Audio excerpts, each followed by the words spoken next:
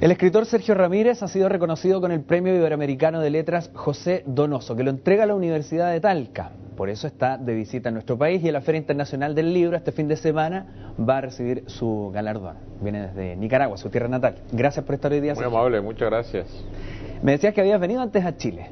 Muchas veces, desde el año 1971 que estuve la primera vez, me ha tocado estar aquí por distintas circunstancias, la mayoría de ellas relacionadas con la cultura, la Feria del Libro. ¿Ya te mueves como en casa entonces? Sí, claro, y tengo muchísimos amigos chilenos que me los he encontrado aquí en muchas partes del mundo. Bueno, y la entrega de este premio, ¿qué significado tiene para ti? Yo leía por ahí en la prensa que Coronación y otras obras más de José Donoso para ti eran importantes en tu carrera como escritor. Bueno, el nombre de José Donoso es emblemático en la literatura latinoamericana, se le recuerda ligado al boom de los años 60, los nombres de García Márquez, Carlos Fuentes, Mario Vargas Llosa, Julio Cortázar, pero obviamente Donoso es un pionero. La novela Coronación apareció antes, mucho antes, en 1958, y significaba una transformación de la forma de ver la literatura, de la forma de narrar en América Latina, que abandonaba todo ese escenario tradicional campesino, vernáculo, y entraba a la ciudad, entraba a narrar la historia de una vieja familia santiaguina, decadente, en un ambiente oscuro, y eso me marcó mucho a mí, de ver cómo se podía narrar de una forma distinta en América Latina y no de la manera tradicional. Y la experiencia narrativa, o mejor dicho, con la literatura, tienes varias facetas como escritor, porque eres ensayista y además estás en otras obras más consideradas dentro del ámbito de la ficción, pero también en la no ficción. ¿Cuál es la que más te gusta de todas? Bueno, la ficción, y dentro de la ficción yo comencé a entrenarme como cuentista cuando era muy joven, después pasé a la novela, yo pensaba que eran dos géneros que nada tenían que ver, sigo creyendo lo mismo. Y sigo volando con las dos alas, el cuento, el de la narración, la novela, pero sí también hago reflexiones, ensayos, poesía es lo único que no escribo. Hay demasiados poetas en Nicaragua, sobran. Y acá en Chile dicen que también tierra buena, hay sí, mucho. Lo mismo que en Colombia, ¿no?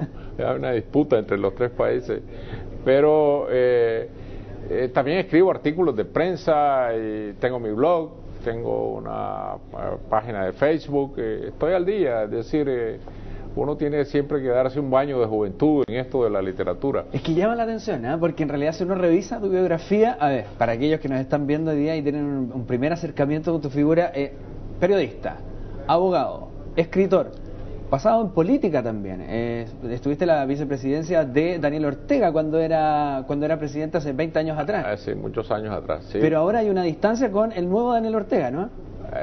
Una distancia muy abismal, ¿no? Yo, bueno, abogado nunca fui. Yo me gradué en la Facultad de Derecho en Nicaragua, pero nunca ejercí la profesión. Político fui cuando tocó una revolución en Nicaragua, entonces mucha gente entró a esta revolución, escritores, zapateros, carpinteros, abogados, ingenieros. Yo entré en ese caudal de la revolución. Quedó atrás eso en mi vida. Yo nunca he sido un político profesional, lo que he sido siempre y he querido ser es un escritor que obviamente tiene su ventana abierta al mundo, a Nicaragua, a América Latina. Necesito ver lo que está pasando, no puedo escribir en la oscuridad, pero mi vida es la literatura.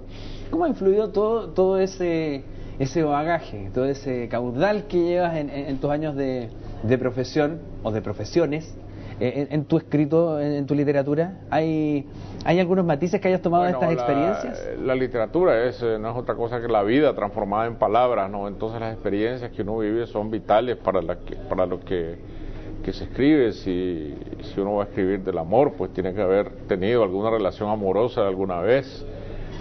Nada viene así como así de la nada. Claro, y otro tema fundamental de la literatura es el poder. Por lo tanto, haber estado metido dentro del poder me sirve a mí como una herramienta muy útil para la escritura, porque el poder tiene muchísimo que ver con la literatura en América Latina. Si cualquier obra fundamental que tú tomas en las manos y la examinas, siempre tiene que ver con el poder, con alguna forma de poder, aún aquellas que parecen completamente fabulosas como 100 años de soledad, por supuesto, tiene que ver con con el poder en cada una de sus partes. En las novelas de Donoso está por detrás el poder patriarcal, el poder de las viejas familias. El poder del amor está entre medio. Claro, entonces el poder, el amor, la locura y la muerte. Esos son los temas fundamentales de la literatura, y el poder muchas veces es una forma de locura. Ya lo hemos visto en América Latina. Vienes a presentar además una obra nueva que tienes y que es de ficción, pero está basada en una escritora que a lo mejor tiene ciertos matices de la realidad que nos pudieras contar. Bueno, se trata de La Fugitiva. La Fugitiva es la novela basada en la historia de una escritora costarricense que en los años 30 del siglo pasado, muy jovencita, se enfrentó a una sociedad muy conservadora, muy cerrada, como eran la mayoría de las sociedades en América Latina. La desafió con su escritura, con su actitud frente a la vida, frente al sexo, y fue entonces cayendo en un ostracismo, en un aislamiento, aislada por esa misma sociedad, y terminó muriendo en un exilio social, digamos, en México, apenas a los 40 años de edad.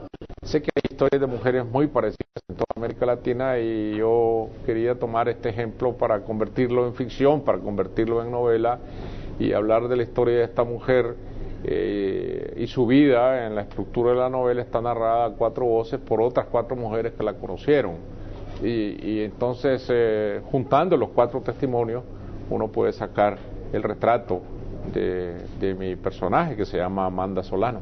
Y mira, si hay muchas historias en Latinoamérica, como dice, ¿cuántas mujeres también pudieran sentirse identificadas después de leer eso? Vamos a dejar recomendada entonces la novela. Suerte para el día sábado, que entiendo que ahí recibes el premio, y que tengas muy buena estadía en Chile. Muy amable, muchas gracias.